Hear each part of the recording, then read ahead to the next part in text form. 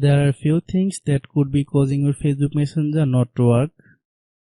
Hello guys, and welcome back to my YouTube channel Shaem Tech BD. Today I will discuss how to fix Messenger app photos don't load in iPhone. I have a request, if you are new to channel, please subscribe and stay with us. Go to the settings,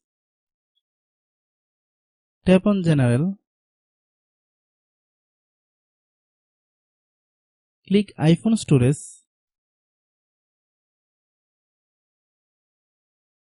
find Messenger, click Messenger, then click Offload app, click Offload app,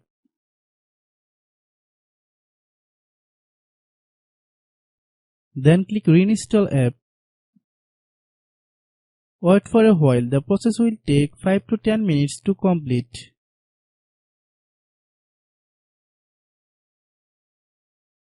Then open the App Store.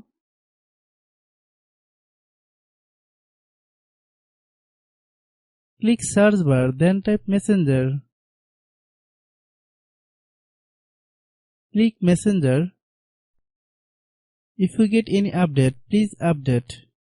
After following all the steps, restart your phone.